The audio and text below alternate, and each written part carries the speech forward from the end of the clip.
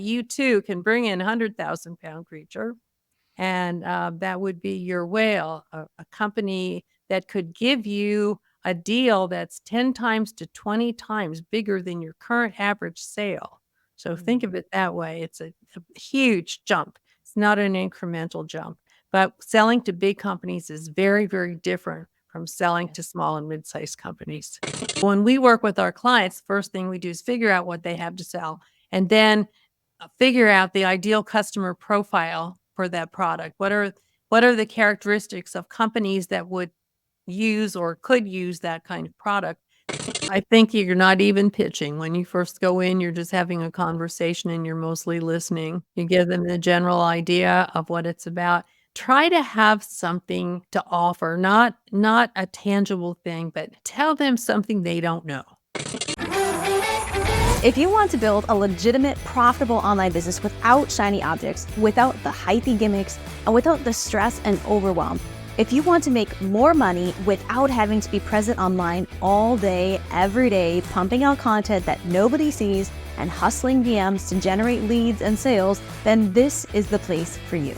Welcome to the Digital Trailblazer podcast, your online business university, where you'll learn how ordinary people start from ground zero with no influence, no email list or audience to sell to, and no business or marketing experience, and go from working 9-to-5 jobs to building successful 6- and 7-figure online businesses and all the steps in between. Learn the strategies that worked and what didn't. Learn the mistakes that they made and how to avoid them, and then learn their plans for scaling their businesses and taking things to the next level.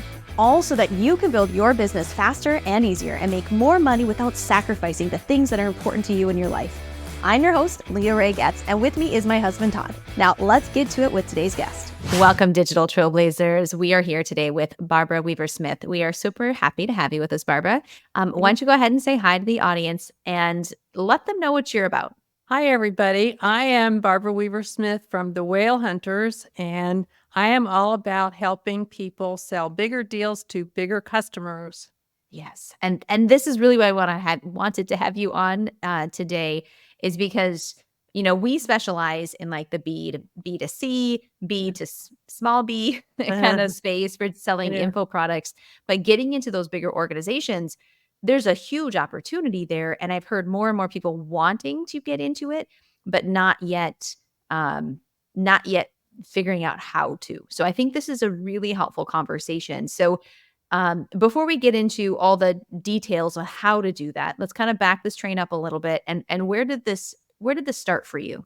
Well, it started when I met a person who became my first business partner. I had my business, but I was mostly selling to nonprofits, and I wasn't in this new business that I have now. And I met a person who had an idea that the analogy of whale hunting would be a good way to train salespeople. And so he and I built the whale hunters together, and I bought him out shortly after that. But since then, it's been my company, and it's kind of loosely based on how the Inuit people hunted whales centuries ago. And so we're using their ancient wisdom for modern business. Their whole village was involved because they're bringing in a 100,000-pound creature.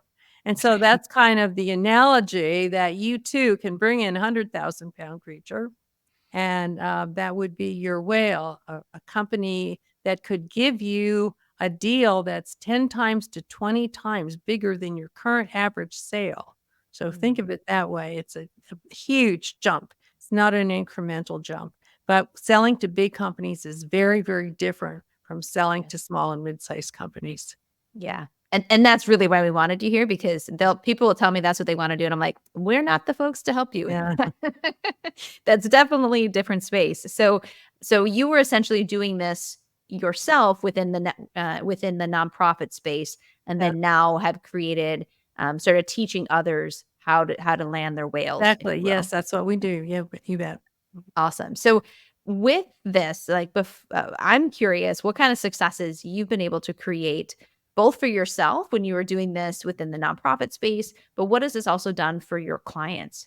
Well, one of our most exciting stories is a customer that we had who was in construction, and they were very good at building high-end condominiums, but they wanted to get into the luxury resort space, and they didn't have any track record of that. So they had taken my whale hunting course and were working on whale hunting, and this opportunity came up for them to actually do a luxury resort that wasn't too far away from them. So they wanted to work on it, and they engaged me again to help them go through this process. So the long story short is that they were competing against a national company that had many large resorts in their portfolio, but we helped them to win because instead of putting the proposal forward based on past wins, we did it all based on potential risk to the buyer. It was all about building on the beach, taking care of the turtles, all kinds of rules, regulations that they understood, that all their team understood. The other team had very little experience. So the bottom line, what you want to know is they landed a $300 million contract Nice. to do Wow. this resort and transformed their business because now they have a track record to do more. That's powerful. That obviously makes a huge difference in someone's business and the projection, where they can take this from here. So Right. so that's an awesome story. So I'm curious. That's in the construction space. Have you what have you seen more maybe in the info product space or in different sorts of industries? We have worked with almost any industry you could name in the B2B space. We're exclusively B2B. We've worked with many technology companies, SaaS companies. We've worked with printing companies. We've worked with lots of agencies, advertising people, digital marketing, things like that. Some really esoteric ones, like we had a company that did underground tunneling, things like that. They built tunnels underneath airport landing strips without disrupting the landing strip when you were building a new terminal. So things like that, but all kinds of businesses. And we've worked with lots of solopreneurs and mid-sized companies to do this as well.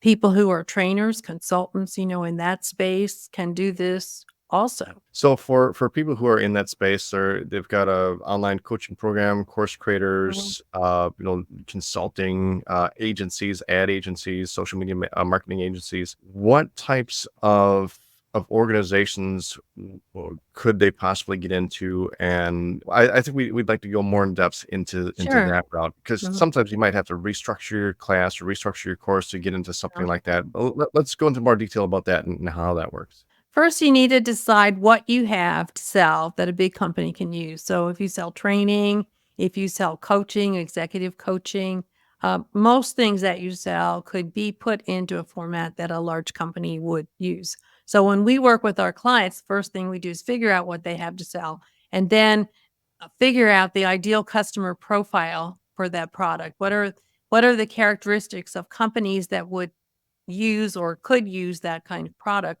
Then we find those companies, we actually research through databases and find those companies, and then we figure out how to get in the door of those companies and talk to people in those companies with our ideas and our really well-honed messaging, about what possibly would benefit their bottom line or their business issues by having us work with them. Gotcha. Okay. And then as far as price point, how would you charge for something like that? Because I know a lot of our listeners, they may be working one-on-one with clients right now, if they're a chiropractor or a fitness coach or something like that, and they may be charging, as little as $2,000 per client, or as much as $5,000 or $10,000 per client, sometimes maybe even more. So if they go into, say, a corporate situation, and maybe they're doing like a corporate health and wellness class or something like that, how do you decide how to price that out, and even how to structure the program? Like, would it be just a 1 day thing that they do? Would it be a multi-day thing? What are the details about that? Yeah, I think I would encourage them to either do something multi-day or think of it about a continuous opportunity. Like if you had a health and wellness program of your own, you could propose to be the provider of the health and wellness programs for a company. Mhm. You could start that way. You need to think big about it. Right. Think about what they need. If they don't have any health and wellness opportunities for their employees and they want to get started on that, then you need to think about what could you do comprehensively? Where would you start? And how could you grow that business with that company? If you're a coach, think about some level of their leadership team that might need your kind of coaching, executive coaching. Maybe you coach the sales leaders, maybe you coach the HR people. Think about it that way, so that not only the first people you talk to in the first division or the first part of the company, you have something to offer throughout the company. I'll give you one example, a good one. Caterpillar owns 789 companies in many, many different arenas that you've never thought of Caterpillar besides their big bulldozers. Mhm. Mhm. So you have to do a lot of research on these companies, figure out who they are, how they think of themselves as a national or, big company, even multinational. What do they need locally? And what do you have that could work locally and also in other divisions as you grow that business? And then as far as pricing, how would that typically work out? Would you charge per participant? Would you charge just generally like this is how much it would cost for this amount of time, or how do you price? How do you do your pricing? People that I know who do that usually price by the contract. That is, by whatever the scope of work would be. So you would do 3 sessions and you would have up to 20 people per session, say, and it would be this price. And then it might be more per person if you go over that. But what you want to do is think of your pricing in a way that they don't know what it should cost. So you're going to price in their preparatory work, which you're going to have to do. You need to get to know them and you need to understand exactly what it is that they need from you. So you're going to spend time in preparing and then you're going to deliver the service. And then you're going to have some follow up so that the learning sticks.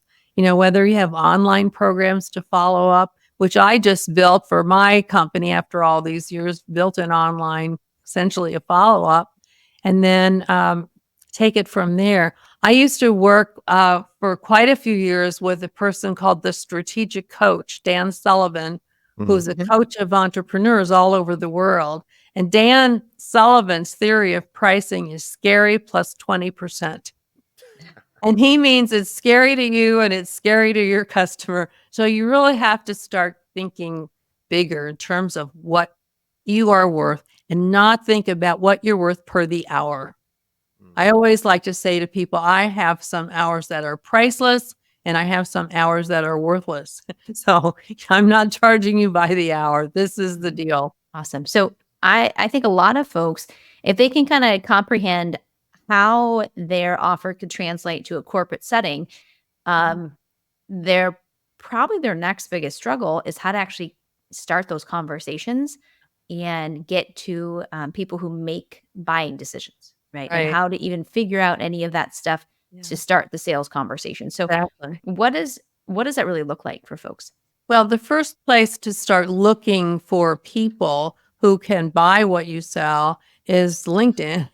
You need to have a really good LinkedIn presence, and you need to, especially if you can afford to have LinkedIn Navigator, that's even more important. Mhm. You can actually research all the companies. You can find the names of the people. You can find usually the names of some of their admin people, their gatekeepers. All of that is possible through LinkedIn. If you don't have the proper messaging, you need to think about how to gain some experience in higher level messaging for uh, what are you gonna say to people when you get in to see them, and what's your pitch in your email or your phone call to make that first meeting? That's really essential that you have that planned out before you talk to anybody, and you need to have done your research on the company so that you can ask them enlightened questions and you know everything that you could learn on their website, so you're not asking them questions that you should know already. So the other thing that I'm kind of wondering about is how many organizations would you need to get into? Let's say you want to build a 7-figure business, right? Yeah. Mhm. Um, is this something where you are like you're taking on a new client every month, or how often do you got to find new clients, and how big should those be? Okay, so the way you figure out how big they should be is think of where you are, what size you are now, and think of what kind of company you would need that could give you a deal that's 10 to 20 times bigger than your current average deal. So if you're currently selling something that costs $5,000, you want to start figuring out something that costs $50,000 or $100,000. That's the kind of leap I want them to make in their mind, Right. where can I go with this? So you kind of start where you are, and that helps you figure out the size company that you need. You're not going to start out with Walmart, probably, although Mm. you might start out with a local Walmart. Who knows? I know you mentioned that you want to find something that you can work out long term. Yeah. Um, how long term are these? Do these typically go? Like, are these just ongoing year after year? Like you just work for one company for the full year? Are you working for multiple companies throughout the whole year? Or are you working with one company for a month or two and then moving on to another company? How does that, or could it be a mix of any of those? It's probably a mix. I wouldn't recommend that you just work with one company for a really long time. Think about ultimately selling something that's more than just you in front of them or your time. The way Okay. to build, some people just on their own have $1 million plus, $500 million company, but that's rare Mhm. for one person to accomplish that kind of notoriety or fame, I guess you would say. You would have an amount of business that you would hope would last 3 to 6 months with the company.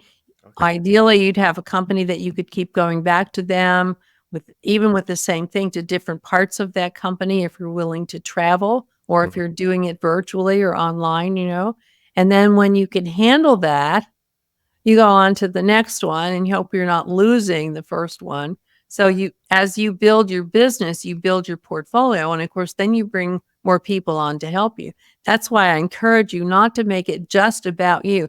Even if Mm. it's just you now and you're the coach, think about how could you grow it where you had more coaches Mhm. or you were making yourself available in more circumstances. What would you need in the backup if you're going to be the coach? Sure. Okay.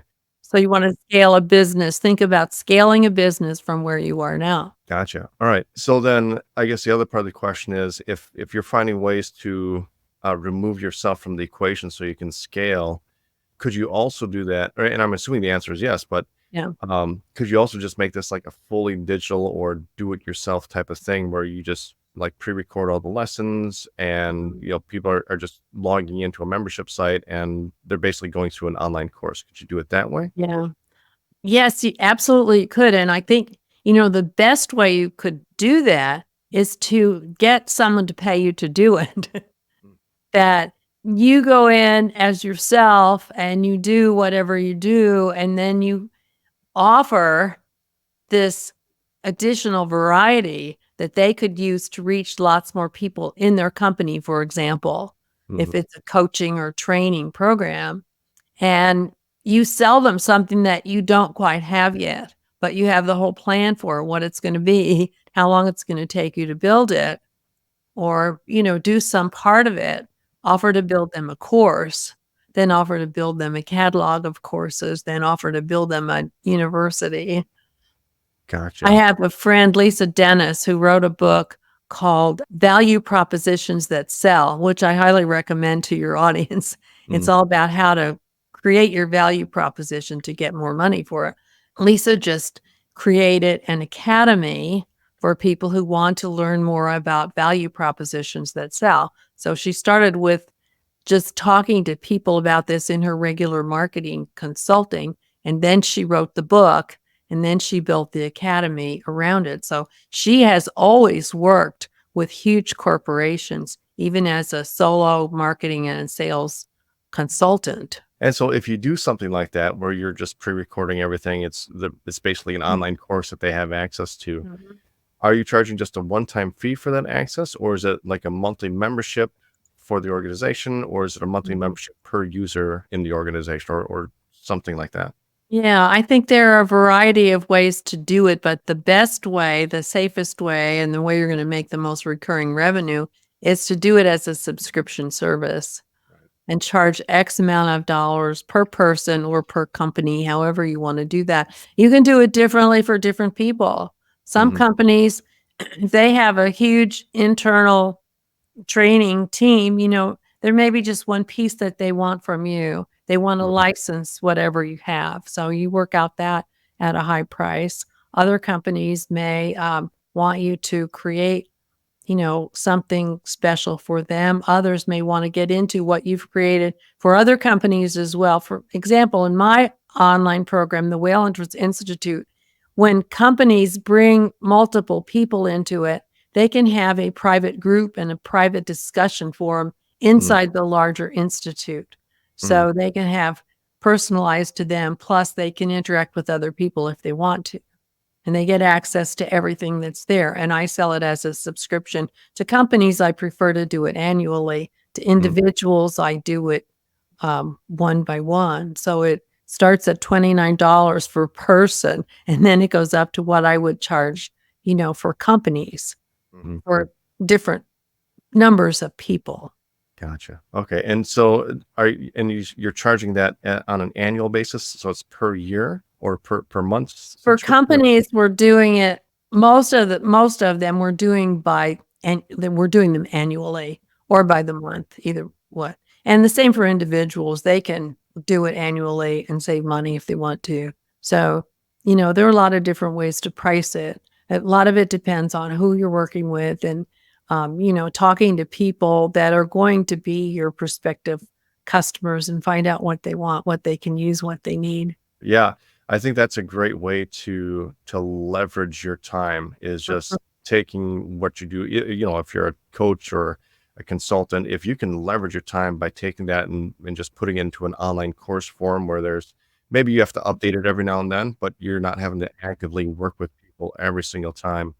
Um, to me, Yeah. that's one of the best ways to leverage what you're doing. Let me tell you what I did to leverage what I do in the institute, because this is available to anybody to do. If you have content, if you're a content producer, which many coaches, consultants do, you can make a clone of yourself.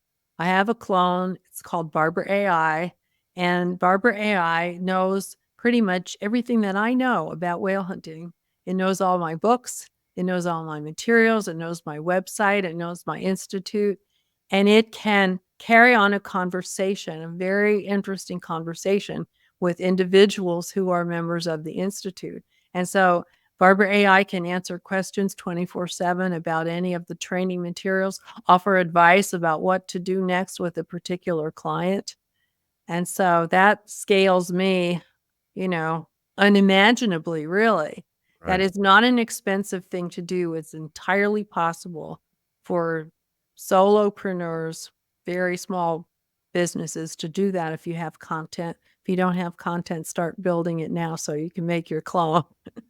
Gotcha. Okay. Is this your own software that does this, or is this like a third party app It's a or something? third party. I can tell you it's Delphi.ai is the company that I'm using. I think there are probably a few other companies out there right now.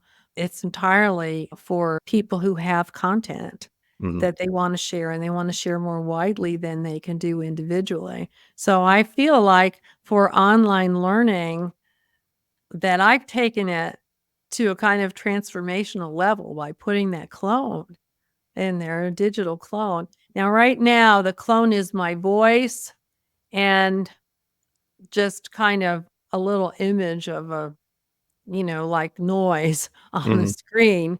But it's going to be video by the end Oh, of the summer.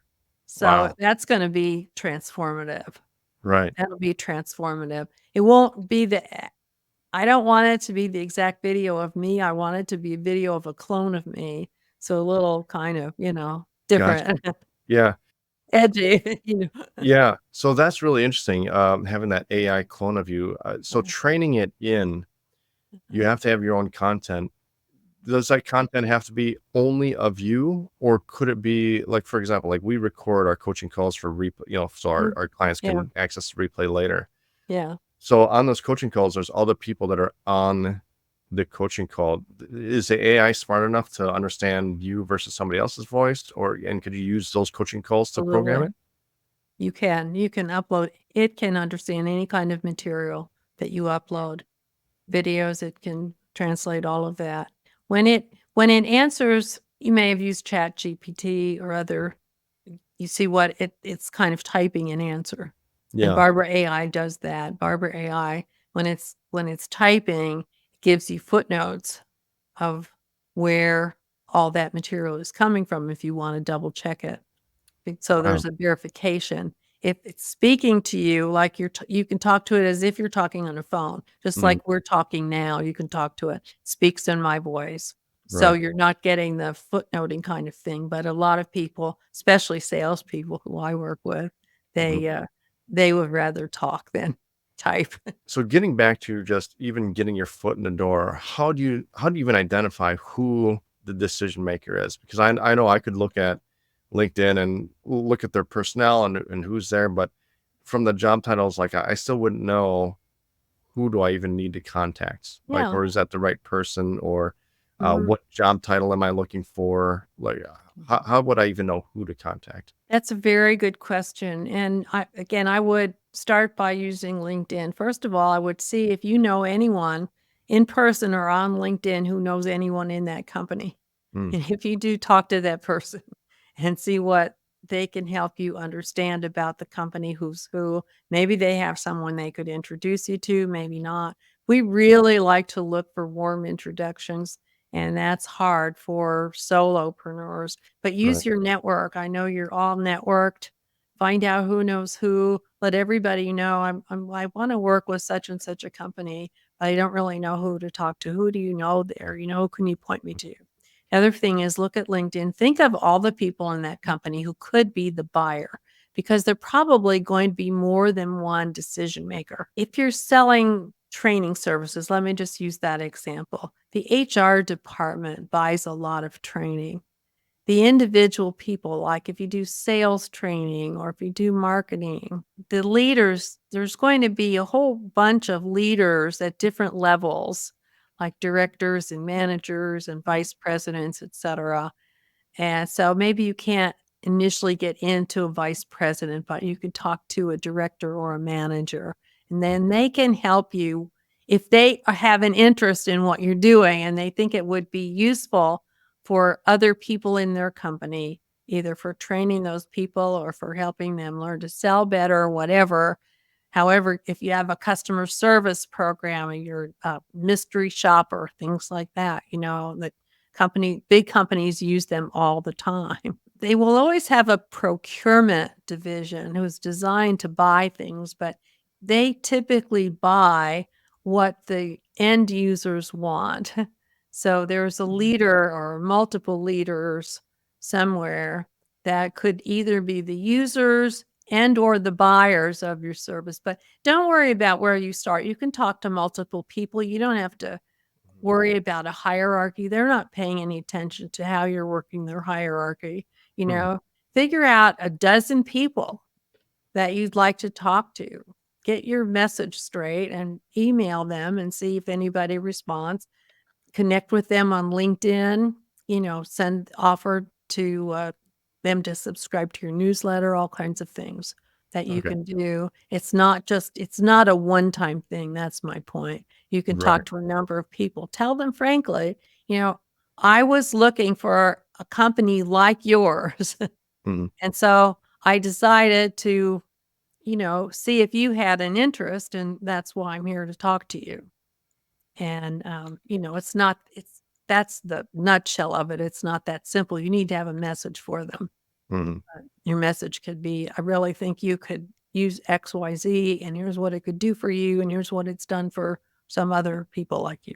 And so you're reaching out primarily through email and then also making the connection on LinkedIn. Are you DMing them through LinkedIn as well, or are you just You relying solely on? certainly you certainly can try that. Yeah. I would my first step always is to see if I can find an introduction to somebody in that company Mhm. that I can talk to, not necessarily a buyer, somebody who knows about that company and that can tell me, "Do you think they would use such and such what I'm selling? Mhm. And if so, who should I talk to?" You Gotcha. know, and Right. make it easy for them to introduce you. I just wanna get to know them. I'm Mm, just at the early stage of reaching out mhm, and, use your network. That's why you go to the Chamber of Commerce, all those meetings, mm, That's why you volunteer, all those boards that you serve on or whatever, all those people have connections. So right. just say, I really wanna meet so and so. Can you help me do that? Mhm, That's really how we do it, how my clients do it. I use my own LinkedIn network on their behalf if I can. I use everybody I know. In fact, this customer that we're gonna be working with next week, one of their target companies is a company that my sister worked for as the vice president for about 20 years. So I spent time on the phone with my sister yesterday. What can I tell them? What do you know? Can you introduce us to? So now we have a whole plan that I can put in front of them. They don't even know it yet. gotcha. And I'm working my network, and that'll teach them how to work their network to do that. And then when you're actually presenting your offer, is Mhm. this more like a sales call, or do you have like a PowerPoint slide deck that you're taking them to, almost like a webinar? Do you send them a pre-recorded pitch? Like, how are you actually pitching your Yeah, services? I think you're not even pitching. When you first go in, you're just having a conversation and you're mostly listening. You give them the general idea of what it's about. Try to have something to offer, not a tangible thing, but tell them something they don't know, What do you know or what can you find out that they ought to know that they don't know yet? Something in their industry, something in another industry that's not theirs, something novel, something new, something important that think about people working in the corporate environment are very heads down in their own work, so whatever field they're in, like in the sales field, they're all about products and customers. They need to be about business acumen. So there's a real in because that's what they don't know primarily. Mm, So figure out what it is that they don't know and be the one to tell them that, to offer them that suggestion or, did you know such and such, and start a conversation, get them talking about themselves and they'll tell you everything you need to know. okay. So you're saying rather than focusing maybe on a current problem they have, try to find a new Mhm. problem that they haven't thought of or that they don't even know exists yet and address that. Well, there's nothing wrong with going after a problem you think they have, but Mhm, offer them something relevant to that they haven't thought of yet. okay. Like, I worked with such and such person like you, and Mm, here's what we accomplished, or here's what we did, or here's what we learned that you may not know yet. mhm, Ultimately, you want to be a trusted advisor to people in this company. So don't go in like a salesperson with a pitch. Go in like a trusted advisor. Go in like a peer, like mhm, someone, like them who's working for a living. And you'd be someone they ought to know because you have something new to share with them. It might not be new to you, but it's something that they don't know. For example, one of the things that I share with my clients all the time is that big company buyers are more afraid of you than you are of them. And this is especially true for the people that are listening today. If you're small, they are so afraid that it's going to take them more work to deal with you because you don't know about how things operate. They're always afraid of change. mm, Inevitably, any kind of change makes them nervous. They're afraid of internal conflict. If they want to hire you and a lot of other people don't want to hire you, it's not going to work. And especially, they're afraid of making a mistake. So they need to be reassured. You need to mitigate their fear that you might screw it up and they're going to be held responsible. That mm, so one of my offerings to my clients is, first of all, that philosophy, that understanding that buyers, they're buying out of fear primarily. Secondarily, they want what you have, but they won't buy what you have unless they've you've overcome their fears. So we also have a big series of how do you identify all the things about you that might cause them to be afraid and what kind of things do you need, tangible things to mitigate that? Like, can you mitigate some of it through your website?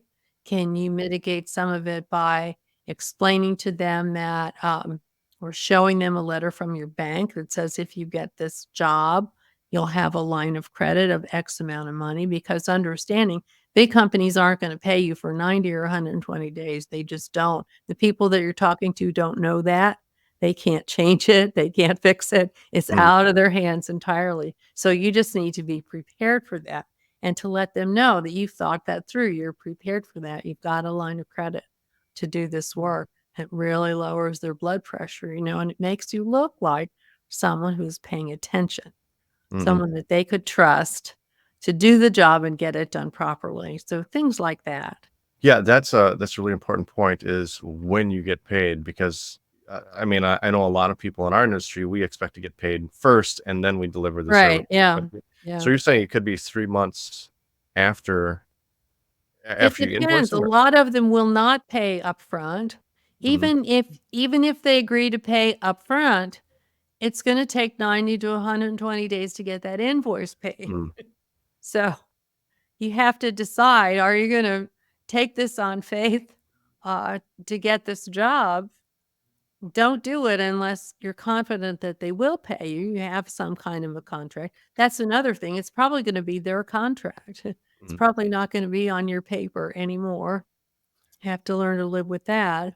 Oh, okay. And when they sign the contract, you can count on getting paid, but then they turn it over to accounting.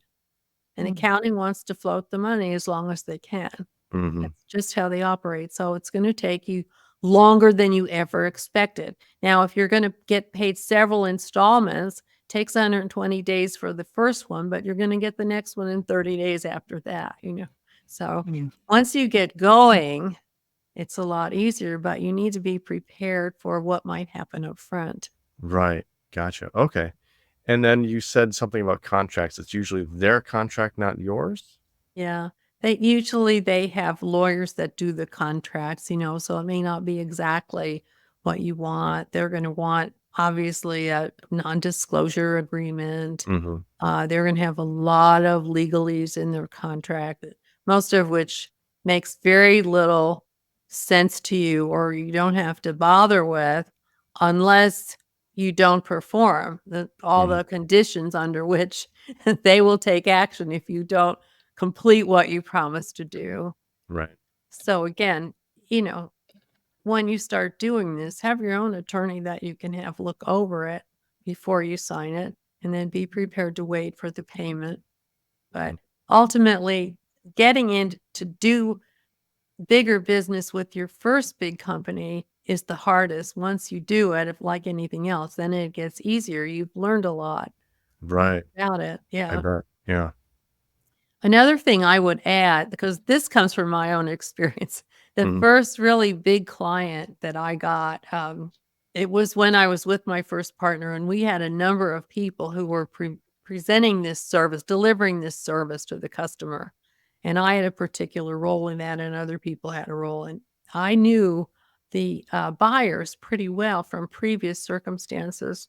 And so, one day I got a request from the CEO and the head of sales. Head of sales was the one who actually brought us to the table. The CEO was the one who signed off, and they invited me into a meeting.